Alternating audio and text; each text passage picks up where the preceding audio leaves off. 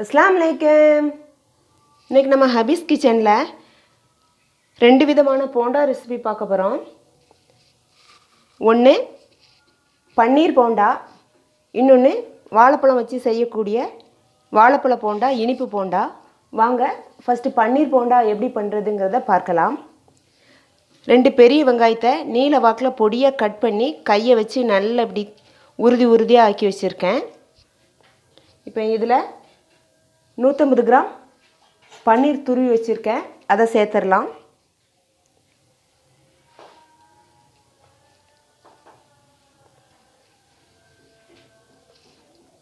ஒரு கப் அரிசி மாவு, அதை இதோடு சேர்த்துடுறேன். ஒரு கப் கடலை மாவை இதோடு சேர்த்துடலாம்.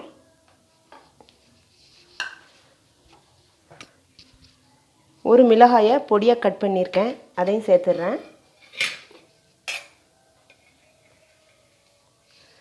ஒரு பிடி மல்லி இலை, கருவேப்பிலை ரெண்டையும் பொடியாக கட் பண்ணியிருக்கேன்.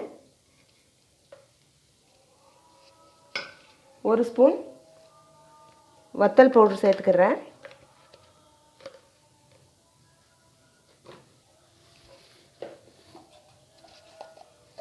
காய பவுடர், அரை ஸ்பூன் காய பவுடர்,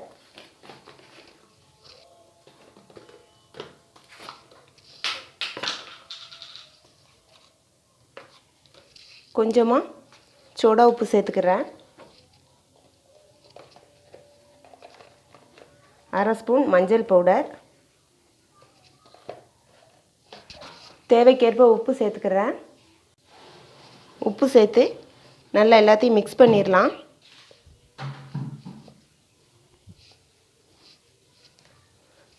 நல்லா மிக்ஸ் பண்ணிவிட்டு கொஞ்சமாக தண்ணி ஊற்றிக்கிடுவோம்.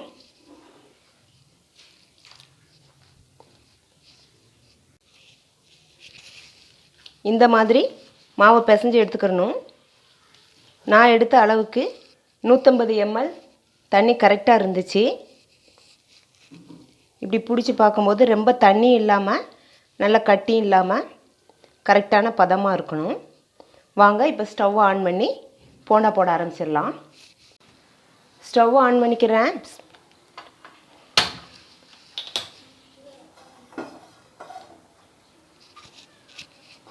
ஒரு பேனில் எண்ணெய் ஊற்றியே வச்சுட்டேன். எண்ணெய் சூடேறட்டும். எண்ணெய் சூடேறிடுச்சு. நான் மீடியம் சைஸில் தான் ரவுண்ட் பிடிச்சிருக்கேன். இப்போ எண்ணெயில் போட்டுடலாம்.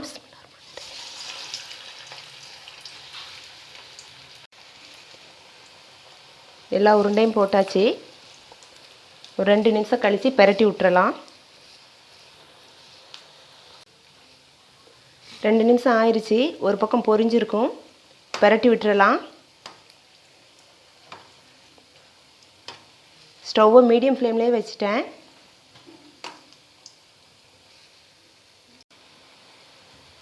ரெண்டு பக்கமும் நல்லா பெரட்டி பொன்னிறமாக பொரிஞ்சிருச்சு. இப்போ எடுத்துருவோம்.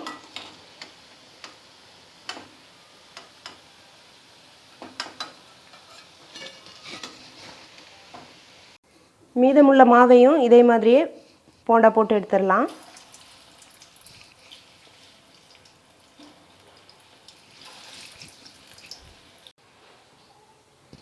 எல்லா மாவையும் போண்டா பொரித்து எடுத்தாச்சு. பன்னீர் போண்டா இருக்கட்டும். இப்போ வாழைப்பழ போண்டா பண்ண ஆரம்பிச்சிடலாம். அடுத்து வாழைப்பழ போண்டா பண்ணலாம். அதுக்கு நான் 2 செவ்வாழைப்பழம் எடுத்து உரித்து ஒரு பவுலில் சேர்த்துருக்கேன். அதை நல்லா மசிச்சிடலாம்.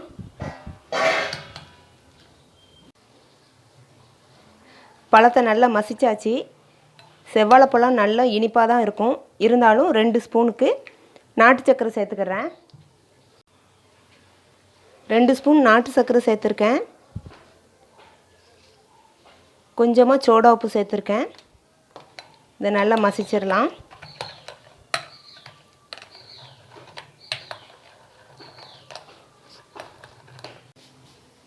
ஒரு சில் தேங்காவை நெய்யில் பொரிச்சிருக்கேன். அதையும் இதோடு சேர்த்துடலாம்.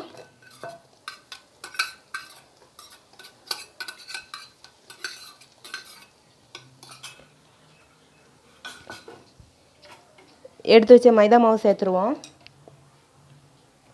1 கப் எடுத்திருக்கேன்.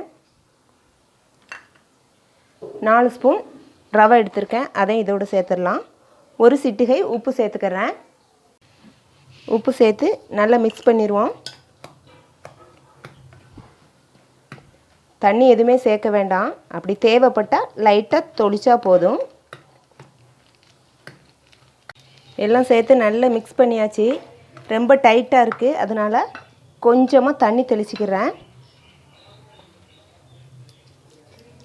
கொஞ்சமாக தண்ணி தெளித்து ஒரு 10 நிமிஷம் ஊறட்டும். ரவை சேர்த்ததுனால 10 நிமிஷம் ஊறினதுக்கப்புறம் போண்டா போட ஆரம்பிச்சிடலாம். 10 நிமிஷம் ஆயிடுச்சு. இப்போ போண்டா போட ஆரம்பிச்சிடலாம். ஸ்டவ் ஆன் பண்ணிக்கிடுவோம். ஸ்டவ் ஆன் பண்ணிக்கிறேன். அதே ஆயிலில் தான் பொரிக்க போகிறேன். ஆயில் சூடேறட்டும். எண்ணெய் சூடேறிடுச்சு. ஒரு பவுலில் கொஞ்சமாக தண்ணி எடுத்திருக்கேன். கையை லைட்டாக நனைச்சிட்டு எடுத்து வச்ச மாவை ஒன்று ஒன்றா உருண்டை போட்டுடலாம்.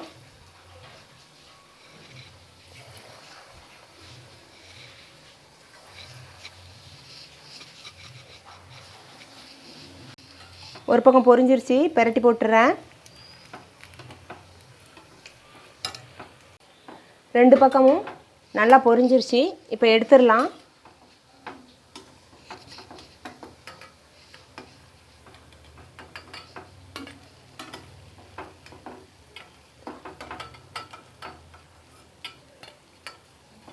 எடுத்தாச்சு. மீதமுள்ள மாவையும் இதே மாதிரி பொரித்து எடுத்துடலாம். மீதமுள்ள மாவையும் இதே மாதிரியே போட்டு பொரித்து எடுத்துருவோம். இன்றைக்கி இதில் நான் தேங்காய் மட்டும் சேர்த்துருக்கேன். நம்ம இதை சாப்பிடும்போது அங்கங்கே தேங்காய் கடிபடும், அது நல்ல டேஸ்ட்டாக இருக்கும். இதில் நட்ஸு கூட சேர்த்துக்கலாம். 2 பக்கம் நல்லா பொரிஞ்சிருச்சு. இதை எடுத்துடலாம்.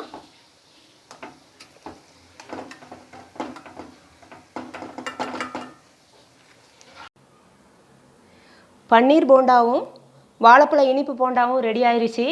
நீங்களும் இதை ட்ரை பண்ணி பாருங்கள். வருகிற நோம்புக்கு எப்படி இருக்குன்னு நம்ம கமெண்டில் சொல்லுங்கள். நம்ம சேனல் பிடிச்சிருந்தால் லைக் பண்ணுங்கள், ஷேர் பண்ணுங்கள், சப்ஸ்கிரைப் பண்ணுங்கள், பெல் ஐக்கானை கிளிக் பண்ணுங்கள். அஸ்ஸலாமு அலைக்கும்.